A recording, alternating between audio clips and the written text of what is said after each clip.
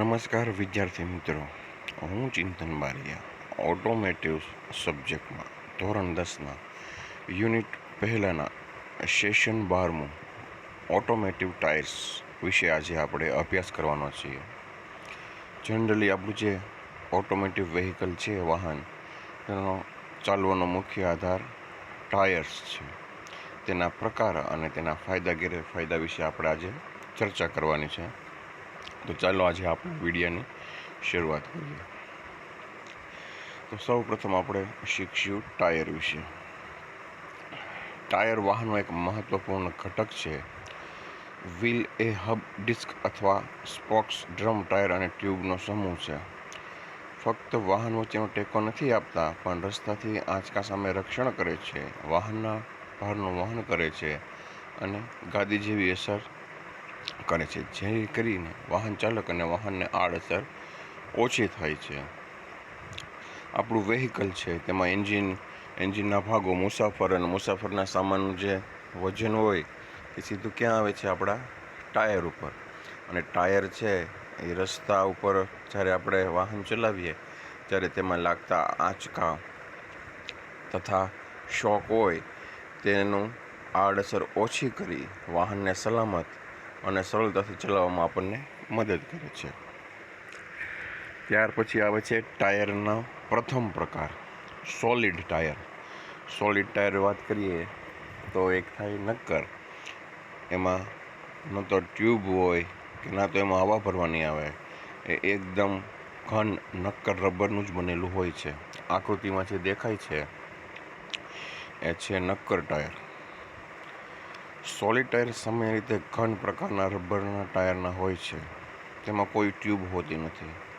એ કોઈ પણ વસ્તુ ફિલઅપ કરવાની રહેતી નથી. તે માત્ર ઘન નક્કર રબરમાંથી બનાવવામાં આવે છે, જેને લીધે આ વાહન ઇન્ડસ્ટ્રીયલ એરિયામાં તેનો ઉપયોગ વધારે પડતો પ્રચલિત છે.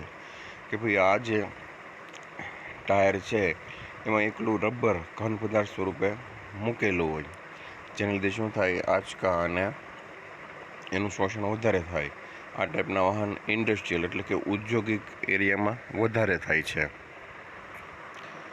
જેમ કે ફોર્કલિફ્ટ ટ્રક, એરપોર્ટના વાહનો, હેવી ડ્યુટી પરિવહનના વાહનો, સાઇડ લોડિંગ ફોર્કલિફ્ટ, પ્લેટફોર્મ ટ્રક અને અન્ય ઔદ્યોગિક વાહનોમાં થાય છે. તમે જોયું હોય કે જે આપણે કન્ટેનર્સનો સ્ટોરેજ હોય, બરાબર, ત્યાં કન્ટેનર્સ ઉતારવા માટે જે વાહન હોય તે કેવા હોય? સોલિડ હોય. આમનું ખાલી ઘર્ષણ અને વિયરને કારણે આની ખાલી ઉપરની સપાટી ઘસાતી જાય, બાકી આમાં કોઈ દી પંચર પડવાની શક્યતા રહેતી નથી. આપણે જાણીએ છીએ કે આપણે મોલમાં જઈએ અથવા એરપોર્ટમાં જઈએ, જે ટ્રોલીઓ આપણને દેખાય છે એ ટ્રોલીમાં પણ આ ટાઈપના નક્કર ટાયર અથવા સોલિડ ટાયરનો ઉપયોગ થતો હોય છે. અને આપણા ડોમેસ્ટિક એટલે કે ઘરગથ્થુ ઉપયોગમાં જોઈએ તો નાના બાળકોની જે સાયકલ આવે ને એ સોલિડ નક્કર ટાયરની હોય છે. ત્યાર પછી આવે છે આપણું જૂનું પરંપરાગત ટાયર એટલે કે ટ્યુબવાળું ટાયર. ટ્યુબ ટાયર એ પરંપરાગત ટાયર છે. તે એક ટ્યુબને બંધ કરે છે, જેમાં હોર્ન ગાદી માધ્યમ તરીકે ઉચ્ચ દબાણ સાથે ભરવામાં આવે છે. ટાયરનો બાહ્ય ભાગ છે રસ્તા પર ફરે છે અને કૃત્રિમ રબરથી બનેલો હોય છે. તેને ટ્રેડ કહેવામાં આવે છે. આંતરિક તાર પર સ્ટીલના વાયર વડે મજબૂતીકરણ દ્વારા એક માળા રચાય છે. આ માળા ચક્રની રીમ સાથે ઊભા રહેવા માટે મજબૂત આધાર તરીકે કાર્ય કરે છે. સંખ્યાબંધ થાંભલામાં રચાય છે. માળા એ દોરી જ્યારે ટાયરને શક્તિ આપે છે ત્યારે થ્રેડ બાહ્ય લપસવા અને આંચકા સામે પ્રતિકાર પ્રદાન કરે છે. હવે જે ટ્યુબવાળું ટાયર છે એ પરંપરાગત ટાયર કહેવામાં આવે છે. એની રચના જુઓ તો આપણે જે રીમ હોય, રીમની અંદર શું આવે? પહેલાં ટ્યુબ મૂકવામાં આવે અને બાહ્ય ભાગ પર શું હોય? ટાયર. હવે એ ટાયરમાં એના છેડા ઉપર સ્ટીલના તાર મૂકવામાં આવે ઘણા બધા, જેને લીધે શું થાય? એમાં સોલિડ આધાર એટલે કે એને આધાર મળી રહે, મજબૂતાઈથી ટકી શકે આંચકા સામે, તે રીતના બનાવવામાં આવે છે.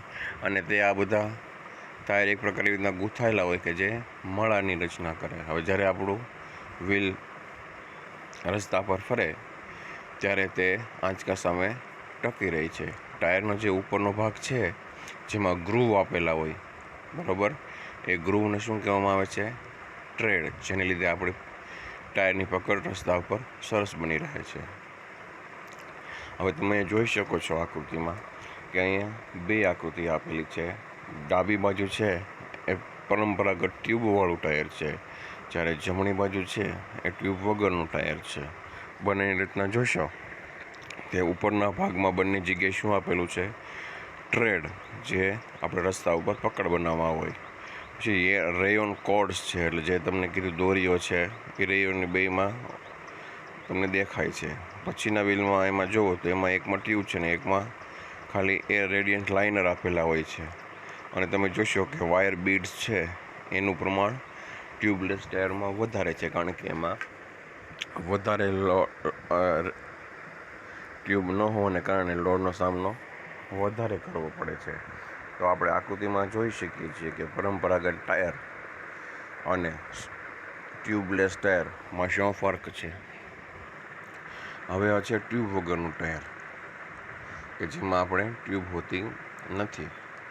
ટ્યુબ વગરનું ટાયર એ બંધ દબાણવાળી હવા ટાયરમાં જ ભરેલી રહે છે, માટે આંતરિક બાંધકામ લગભગ ટાયર જેવું જ છે. તેમાં વાલ્વ ફિટ કરવામાં આવે છે, જેના દ્વારા ટાયરની અંદર હવા ભરવામાં આવે છે. ટ્યુબવાળા ટાયરમાં કેવું થાય કે એમાં ટ્યુબ હોય, પણ ટ્યુબલેસ ટાયરમાં ડાયરેક્ટ શું ટાયરની અંદર જ શું સીધી હવા ભરવામાં આવે. આ ટ્યુબ વગરના ટાયરમાં ટ્યુબ ન હોવાને કારણે તેનું બંધારણ સરળ અને સામાન્ય હોય છે. આ ટાયરમાં ટ્યુબનો ઉપયોગ ન કરતો હોવાથી જેના કારણે આનું નામ કેવું આપ્યું છે? Tubeless tyre. હવે આપણે એક વખત આકૃતિ જોઈશું ટ્યુબલેસ ટાયર અને ટ્યુબવાળું ટાયર. ડાબી બાજુ તમને જે દેખાય છે લાલ કલરનું એ ટ્યુબ છે, જ્યારે જમણી બાજુ છે એ ટ્યુબલેસ ટાયર છે. બંનેનું આંતરિક બંધારણ સરખું જ છે, માત્ર એક ટ્યુબ છે અને ટ્યુબ નથી. એ ઉપરથી આપણે એનો ફરક જોઈ શકીએ છીએ, બરાબર. હવે ટ્યુબલેસ ટાયરના ફાયદા, બરાબર, જે આપણું ટ્યુબવાળું ટાયર છે એની ઉપર આના ફાયદા. ટ્યુબલેસ ટાયર હળવા છે અને ટ્યુબ ટાયર કરતાં સરળ ચાલે છે. કેવું છે? ટ્યુબલેસ ટાયર કેવા હોય? હળવા હોય, અને આની કરતાં કેવા ચાલશે? સરળ. ટ્યુબલેસ ટાયરનો મુખ્ય ફાયદો એ છે કે તેમાં ખીલી દ્વારા પંચર પડે તોય પણ લાંબા સમય સુધી એ હવા જાળવી રાખે. એટલે શું થાય કે પંચર પડ્યું હોય તો પણ તે આગળ આપણું વાહન લઈ જઈ શકીએ, ત્યાં બેસી ન જાય, જેવું જ્યારે ટ્યુબલેસ ટાયરમાં થતું નથી. ટ્યુબવાળા ટાયરમાં થતું નથી. ટ્યુબલેસ ટાયરના કોઈપણ છેદાનું સમારકામ કરવા રબર પ્લગ દ્વારા સરળતાથી કામ કરી શકાય.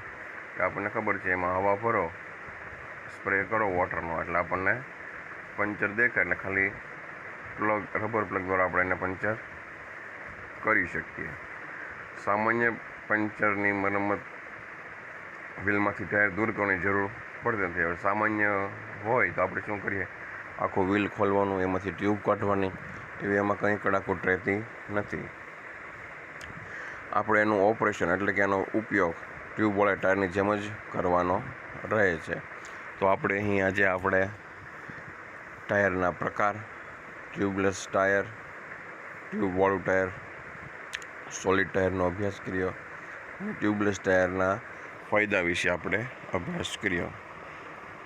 આશા હશે કે તમને આ ચેપ્ટર સરસ રીતે સમજાઈ ગયું હશે. નમસ્કાર.